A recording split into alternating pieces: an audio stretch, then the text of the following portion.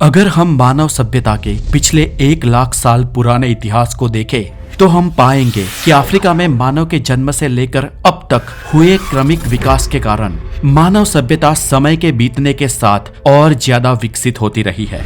एक और पहलू से अगर हम इसे देखें तो हम ये कह सकते हैं कि इंसान जितना ही ज्यादा विकसित हुआ है उसने उतनी ही ज्यादा ऊर्जा का उपभोग किया है। एक रशियन खगोल वैज्ञानिक निकोलाई कार्दोसेव के अनुसार इस पृथ्वी की सभ्यताओं के विकास के विभिन्न चरणों को पृथ्वी की ऊर्जा में हुई खपत के अनुसार कैटेगराइज्ड किया जा सकता है और इस आधार पर तो पूरे ब्रह्मांड की सभ्यताओं का वर्गीकरण और आकलन किया जा सकता है। भौतिकीय के अनुसार निकोलाई कार्दोसेव ने इस ब्रह्मांड की सभ्यताओं को बेसिकली 3 चरणों में बांटा है। तो आइए इस ब्रह्मांड की इस 3 कोटि की सभ्यताओं के बारे में जानते हैं। टाइप 1 सिविलाइजेशन, इस वर्ग में वो सभ्यता आती है जो अपने ग्रह पर मौजूद सभी प्राप्त ऊर्जा का उपयोग कर सकती है। मतलब कि ये सभ्यता उसके ग्रह पर मिलने वाले ना सिर्फ खनिजों को, ना सिर्फ पेट्रोलियम को और ना सिर्फ नैसर्गिक पैदाशों को, लेकिन अपने ग्रह पर पड़ने वाली उसके मातृ तारे की ऊर्जा का और अपने ग्रह के ज्वालामुखों से मिलने वाली ऊर्जा का भी उपभोग कर सकती है। यह सभ्यता इतनी विकसित होती है कि वो अपने ग्रह की टेक्टोनिक प्लेट्स यानी कि भूकंप को भी नियंत्रण में रख सकती है और सागर के अंदर तथा सागर के ऊपर भी शहर बना सकती है। इस तरीके से अपने ग्रह को मिलने वाली संपूर्ण ऊर्जा इस सभ्यता के नियंत्रण में रहती है। कार्दोसेव का कहना है कि यह सभ्यता इतनी विकसित होती है कि वो अपने ग्रह को पूर्णतः नियंत्रित कर सकती है। अपने मातृग्रह के मौसम और जलवायु पर इस सभ्यता का कंट्रोल होता है। इस लेवल पर पहुंचने के बाद अगर कोई बड़ा उल्कापिंड भी इनके ग्रह से टकराने जा रहा हो तो वो उन्हें भी रोक सकती है। टाइप 2 सिविलाइजेशन, अब यह सभ्यता न सिर्फ अपने मातृ तारे की समस्त ऊर्जा का उपयोग कर सकती है बल्कि इसकी पहुंच अपने आसपास के पड़ोसी दूसरे तारों तक भी होती है।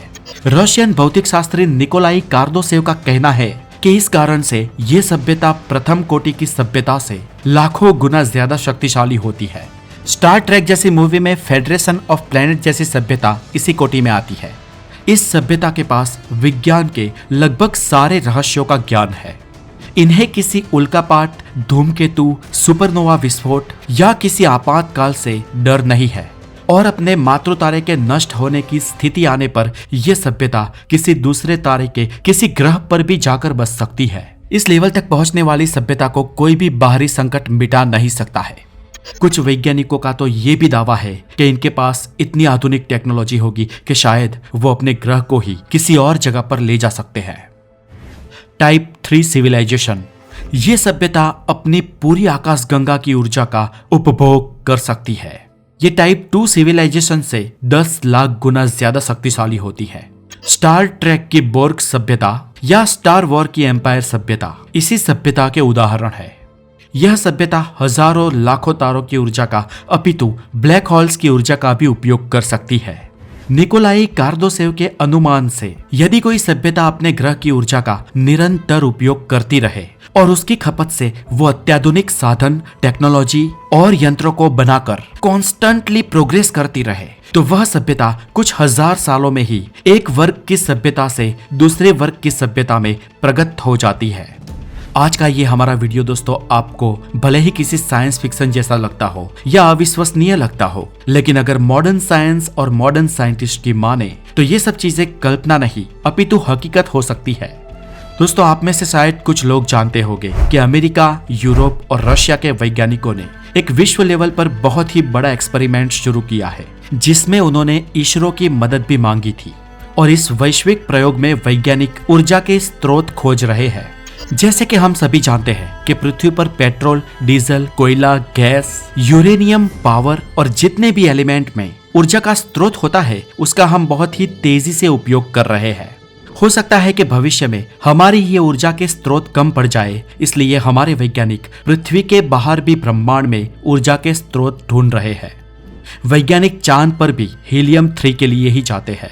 हीलियम 3 एक अपूर्व ऊर्जा का भंडार हो सकता है और अभी तो हमने हमारे सौरमंडल से मिलने वाली ऊर्जा का भी उपयोग करना सीख लिया है। ये सारे वैज्ञानिक मिलकर पृथ्वी के आसपास से निकलने वाले लघु ग्रह, धूमकेतु या किसी छोटे बड़े अवकाशी पिंड के ऊपर अपना रिसर्च सेंटर डालकर उसे नियंत्रण कर उसकी ऊर्जा को पाना चाहते हैं। इन प्रयोगों के बारे में कई सारे अखबारों में भी छप चुका है और अभी ये प्रयोग अपने शुरुआती लेवल पर है, लेकिन भविष्य में इसमें बहुत ही ज्यादा सफलता प्राप्त की जा सकती है। दोस्तों, अगर हम फिर से अपने विषय पर आए तो आप ये जरूर जानना चाहते होंगे कि ब्रह्मांड की इन संभवित तीनों प्रकार की सभ्यताओं में से हमारी मानव सभ्यता अभी किस स्तर पर है। तो कार्दोसेव के मुताबिक हमारी मानव सभ्यता अभी वर्ग 0.2 में है। हम अभी तक टाइप 1 सिविलाइजेशन भी नहीं बन पाए हैं और हमारी सभ्यता शून्य से कुछ प्रतिशत ही आगे बढ़ पाई है। हम अभी मृत वनस्पति, तेल और कोयले से अपनी मशीनें चलाते हैं। हम अपनी सूर्य की ऊर्जा का उपभोग करना भी अभी अभी ही सीखे हैं और जिसका उपयोग भी हम बहुत ही सूक्ष्म लेवल पर कर रहे हैं। लेकिन हम वर्ग 1 की सभ्यता का प्रारंभिक चरण देख पा रहे हैं।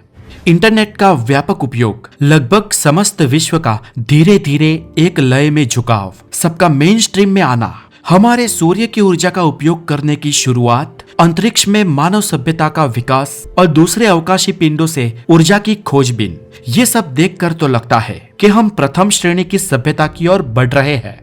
किंतु हमारी सभ्यता टाइप 0.2 से टाइप 1 सिविलाइजेशन बन पाएगी या नहीं, इसकी कोई गारंटी नहीं, क्योंकि सभ्यताओं का टाइप 0 से टाइप 1 में संक्रमित होने का ये सफर बहुत ही खतरनाक सफर होता है। ब्रह्मांड की बहुत कम ही सभ्यताएं इस चरण को पार कर सकती है। वर्ग 0 की सभ्यताओं में आर्थिक और सामाजिक भेदभाव के कारण घृणा और कट्टरता अपने चरम सीमा पर होते हैं और इसके कारण ब्रह्मांड की कई सभ्यताएं वर्ग 0 से 1 तक पहुंच ही नहीं पाती है और उससे पहले ही नष्ट हो जाती है, या यूं कहिए कि आत्महत्या कर देती है। किसी दिन अगर हम ब्रह्मांड में दूसरे तारों की यात्रा करेंगे तो हमें उन तारों पर रह चुकी कुछ पुरानी सभ्यताओं के अवशेष दिखाई दे सकते हैं, जिन्होंने किसी तरह से बहुत ही जीरो से अपनी शुरुआत की, अपना विकास किया और एक लेवल पर खुद को नष्ट कर दिया था। लेकिन ये हम तभी देख पाएंगे जब हम स्वयं को नष्ट होने से बचा पाएंगे। हम आज वॉर लड़ रहे हैं, अपने स्वार्थ के लिए दूसरों को नुकसान कर रहे हैं। हम ग्लोबल वार्मिंग कर रहे हैं। हमारी आईक्यू का अभी तक इतना भी विकास नहीं हुआ कि हम पृथ्वी का नुकसान किए बिना विकास कर पाए।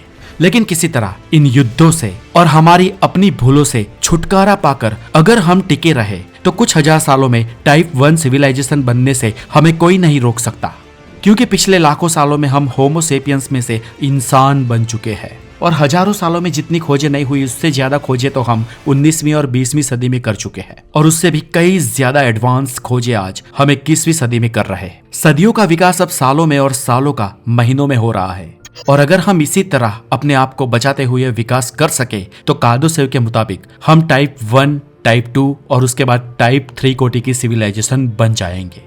उत्क्रांति का सिद्धांत है कि आने वाली पीढ़ी हमारी इस पीढ़ी से और ज्यादा उन्नत और ज्यादा बुद्धिशाली होगी और इसलिए हमें बस विकास करने के लिए टिके रहना है।